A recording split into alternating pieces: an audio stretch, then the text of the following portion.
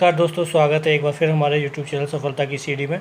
तो दोस्तों ये अभी मैंने इससे पहले ठीक हमारी जो चल रहा था अंधा युग नाटक के दोस्तों हम कर रहे थे, क्लासेस ले रहे थे। तो पहली क्लासेस काफ़ी बड़ी हो गई थी, इसलिए मैंने उसको भाग एक में डिवाइड कर दिया। तो दोस्तों ये दूसरा भाग है और पहले भाग में मैं उनका धर्मवीर भारती जो है उनका साहित्यिक परिचय, जीवन परिचय और उसके उनके जो सम्मान और उनके कार्य क्षेत्र हैं वो सब मैंने आपको बताया। और साथ ही साथ दोस्तों उनकी भाषा शैली को मैंने बताया। उसके साथ नाटक के बारे में जो महत्वपूर्ण बिंदु है दोस्तों वो बताया, और नाटक के जो अंक हैं और उसके जो पात्र हैं वो सब मैंने बताया था दोस्तों। अब उसका जो कथा का सार है दोस्तों, इस नाटक का जो कि कथा का सार है वो काफ़ी लंबा था, इसलिए मैंने दूसरी वीडियो ये बनाई है। और मैं आपको सार में आपको सुना देता हूँ। तो दोस्तों हम अंक के हिसाब से चलेंगे, क्योंकि क्वेश्चन अंक के हिसाब से पूछे जाते हैं। तो दोस्तों हम सबसे पहला जो इसका अंक है, प्रथम अंक कौरव नगरी, उसके बारे में आपको चर्चा करते हैं। तो बताते दोस्तों कौरव नगरी में क्या क्या दृश्य हैं इस नाटक में। तो दोस्तों कौरव नगरी में प्रारंभ में कथा गायन में नाटककार ने इस अंक में वर्णित कथा की पृष्ठभूमि का उल्लेख किया है कि पूरे अंक में क्या क्या होगा, ऐसा बताया है। और दोस्तों इसमें महाभारत के युद्ध की जो अंतिम दिन है उसकी संध्या का वर्णन होता है दोस्तों प्रथम अंक में। और कौरवों के महल का पहरा देते हुए दो प्रहरी घूम रहे होते हैं तथा आपस में बात कर रहे होते हैं दोस्तों।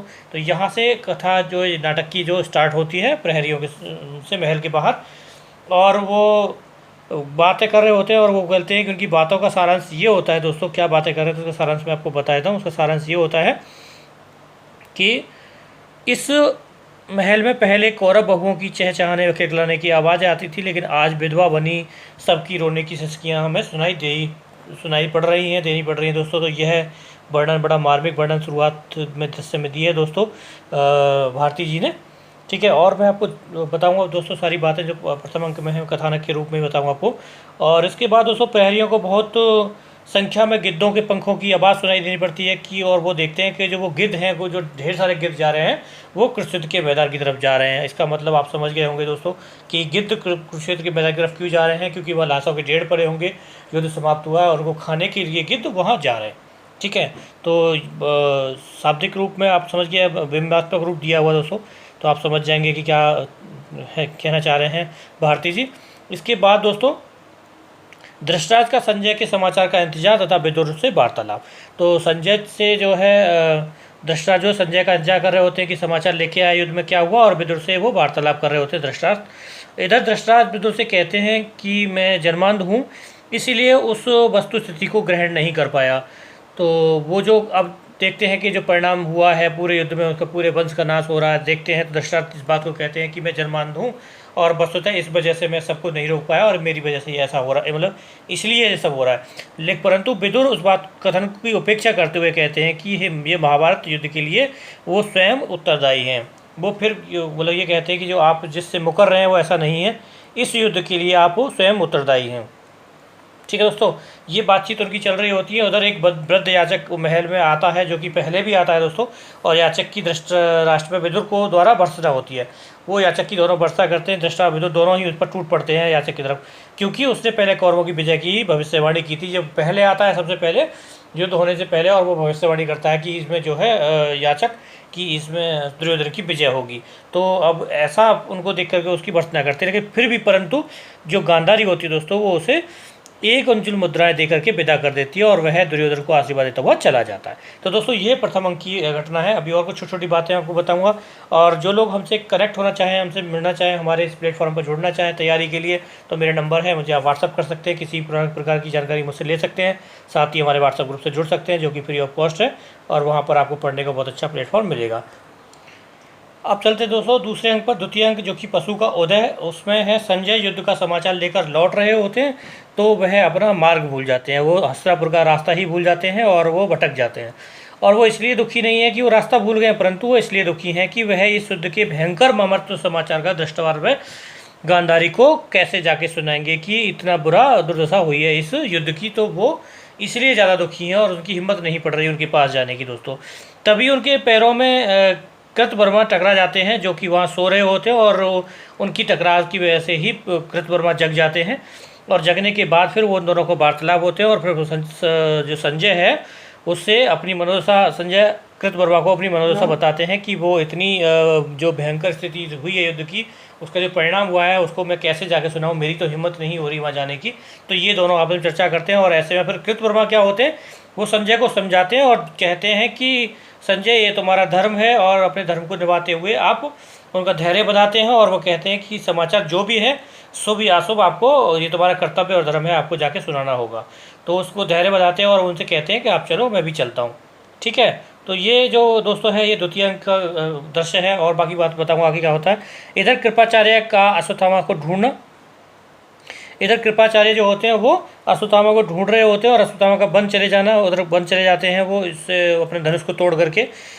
और ये धनुष को तोड़ने वाली घटना जो बहुत महत्वपूर्ण है दोस्तों, और कई बार ये कथन के रूप में पूछ भी दी जाती है, जो मैंने इसमें लिखी नहीं है वैसे।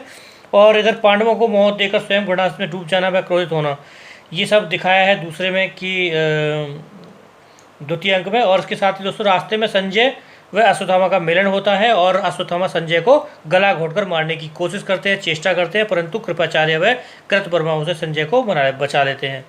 ठीक है, और वो कहते हैं, अश्वत्थामा कहते हैं, फिर तभी आगे अश्वत्थामा जाते हैं और वहाँ उनको वृद्धयाचक मिल जाता है जो हस्तिनापुर से आ रहा होता है और वो उसको मार देते हैं। अश्वत्थामा वृद्धयाचक को मार देते हैं क्योंकि उसकी भविष्यवाणी झूठी हुई थी इस वजह से।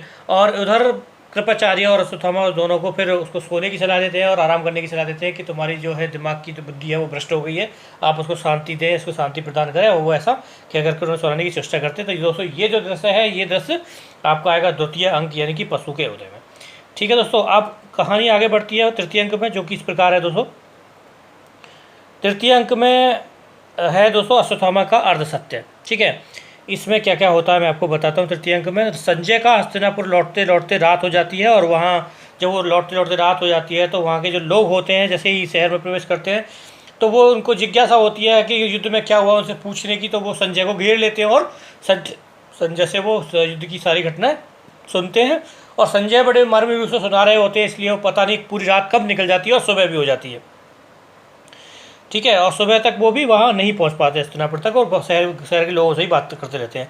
इधर दोपहर को युद्ध से हारे थके पे घायल सैनिक व अन्य कर्मियों के साथ वापस लौट रहे होते हैं हस्तिनापुर, जिसमें एक लंगड़ा व गूंगे सैनिक होता है, महल में प्रवेश करता है और वो इशारा करता है कि उसे प्यास लगी है क्योंकि गूंगा है। तो धृतराष्ट्र और विदुर जो होते हैं वो कहते हैं कि ठीक है भैया, इनको पानी पिला दीजिए प्रहरी को।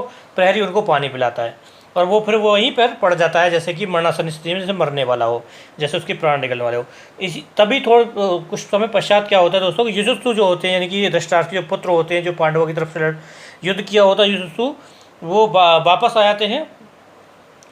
जाते हैं और यहाँ पर इनका वर्णन बताया कि उन्होंने पांडवों के लिए क्यों युद्ध किया। ये चर्चा दोस्तों इस तृतीय अंक में ही है।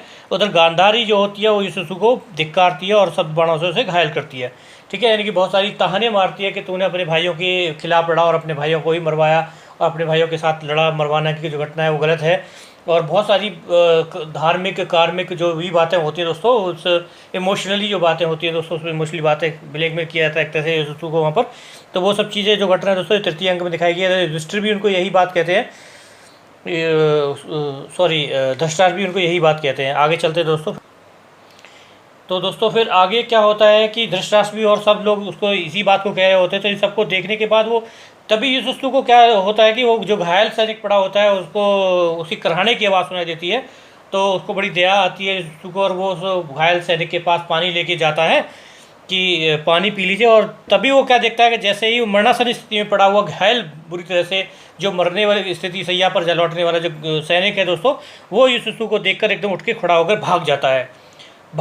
और भागने लगता है क्योंकि वो क्यों भागने लगता है और क्यों देखता है युधिष्ठिर कि वह जो सैनिक घायल पड़ा हुआ है वो उसके बाणों से ही उसके घुटने टूटे हैं, उसके बाणों से ही उसकी घायल स्थिति, इतनी बुरी स्थिति जो हुई है वो युधिष्ठिर के बाणों से ही हुई है, इसीलिए वो देख के भाग जाता है। तो दोस्तों उन सब बातों को देखकर और सैनिक की स्थिति को देख करके कहीं ना कहीं फिर युधिष्ठिर को फिर पुनः विचार करता है अपने आप पर कि मैंने क्या सही किया या गलत किया। तो ये सब जो दृश्य दिखाए दोस्तों, ये हमें तृतीय अंक जो है उसमें दिखाए गए हैं दोस्तों।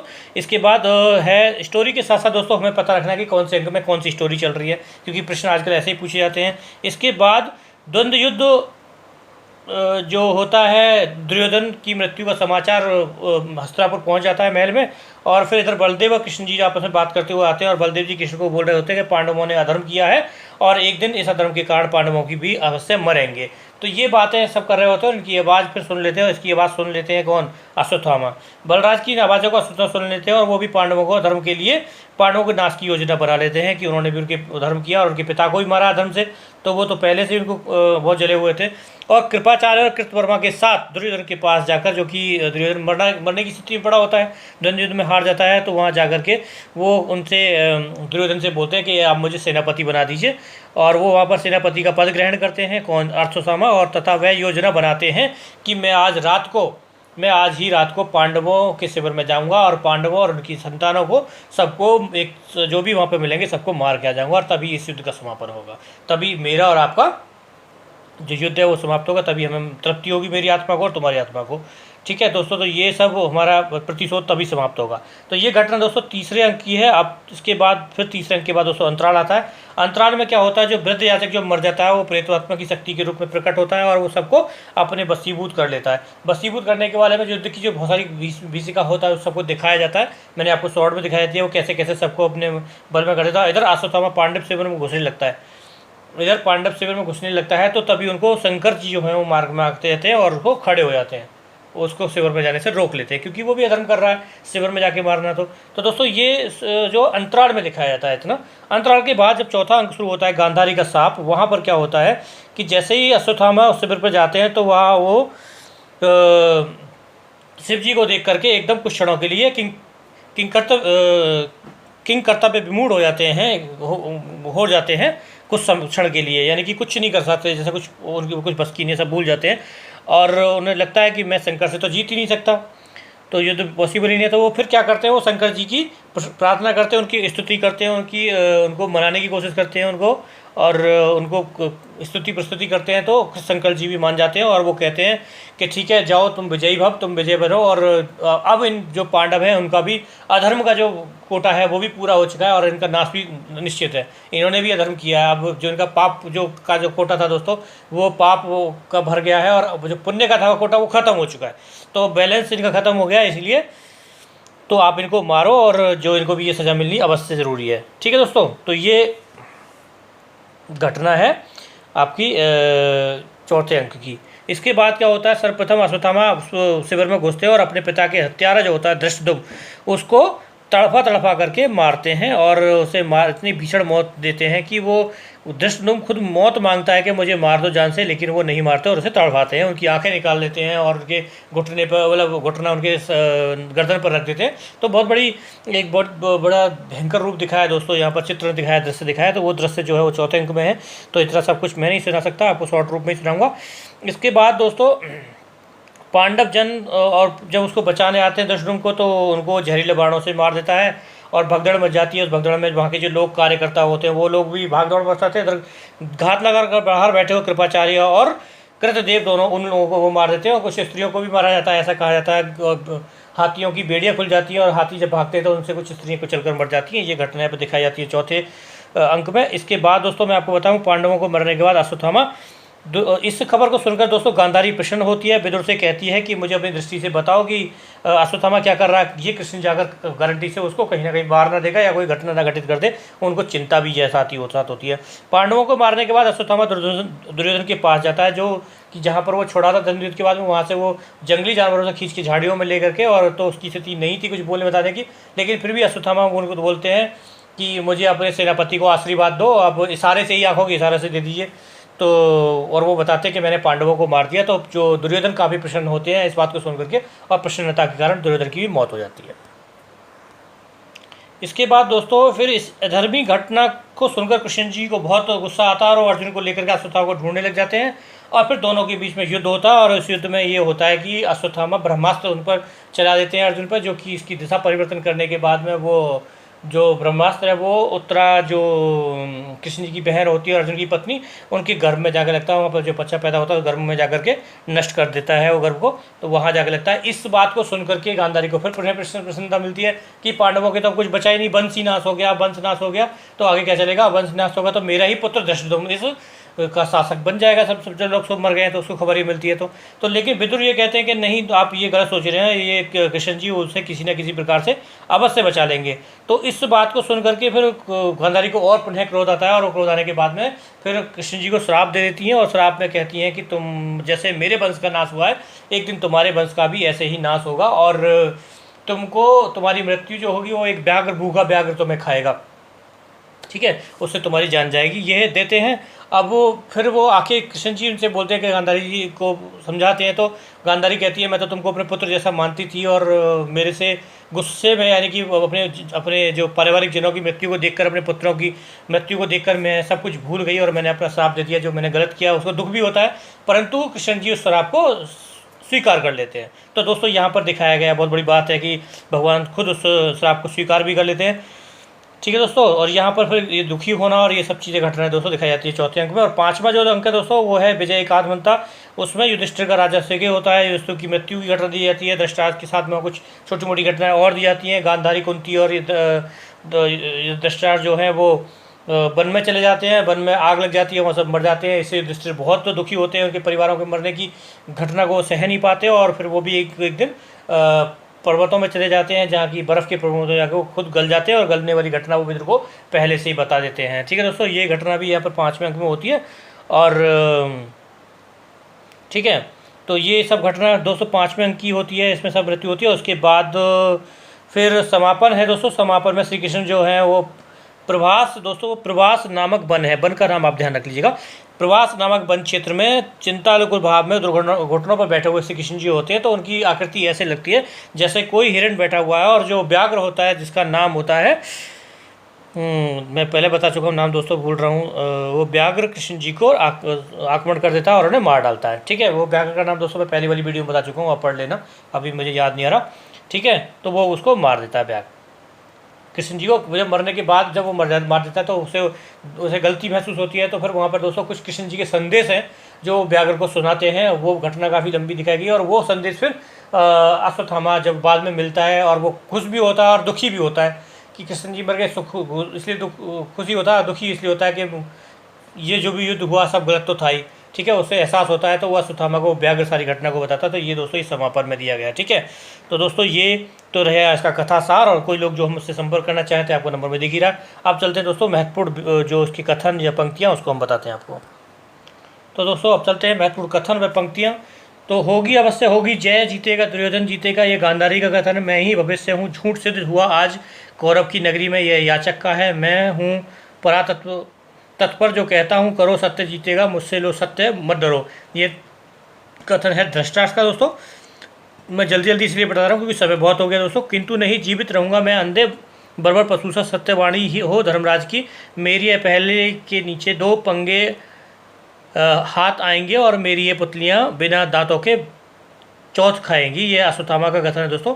तथस्थ मातुल्य योद्धा नहीं हूँ, बर्बर पशु हूँ, यह तथस्थ शब्द है मेरे लिए अर्थहीन। ये अश्वत्थामा का है दोस्तों। इसमें अश्वत्थामा और यशस्वी जो हैं इन दोनों के जो कथन है वो बहुत महत्वपूर्ण है। मेरा अपराध सिर्फ इतना है, सत्य पर रहा पर दृढ़, द्रोण भीष्म सबके साथ महारथी न जा सके दुर्योधन के विरुद्ध, पर सत्य बड़ा है कौरव वंश से, यह कहता है युधिष्ठिर, जो कि बहुत महत्वपूर्ण है दोस्तों एग्जाम की दृष्टि से। और इनकी और भी जो होंगे, ढूंढ रहा है मैं तुमको कब से युधिष्ठिर, बस अच्छा किया तुम वापस चले आए, प्रहरी जाओ माता गांधारी को सूचित करो। ये विदुर का कथन है। कौरवों पुत्रों की इस कलुषित काया में केवल तुम ही हो जिसका माथा गौरवान्वित है, विदुर जो है युधिष्ठिर से कह रहे हैं। और आगे दोस्तों, मातुल सुनो मर गए राजा दुर्योधन अधर्म से, यह अश्वत्थामा खबर बताते हैं। मुझे गल जाने दो, यह धृतराष्ट्र का कथन दोस्तों बहुत ही महत्वपूर्ण है, मुझे गल जाने दो। संजय तुम जाओ, मेरा यह अभिशाप है, यह धृतराष्ट्र का कथन है। और गूंगों के सिवाय आज कौन मेरी बोली सुनेगा, यह भी कथन जो है धृतराष्ट्र का है दोस्तों, ठीक है। अगला है दोस्तों, यह अभिशाप भूमि पर एक कदम भी रखा तो बचकर लौटना असंभव है दोस्तों। यह जो कथन है वो द्रोणाचार्य जी का है। मैं अश्वत्थामा उन नीचों को मारूंगा, स्वयं कह रहे हैं, इस विजय का कोई अर्थ नहीं। युधिष्ठिर का कथन है, माता मत कहो मुझे, तुम जिसे कहते हो प्रभु वो भी मुझे माता ही कहता है। ये गांधारी जी का कथन है दोस्तों। तो दोस्तों ये मेरा नंबर इन्फॉर्मेशन आप उससे शेयर कनेक्ट कर सकते हैं। तो ये यहाँ हमारी इस वीडियो की समाप्ति होती है। धन्यवाद दोस्तों, और प्लीज़ कमेंट जरूर करें मेरी वीडियो पर। आपका दिन शुभ रहे।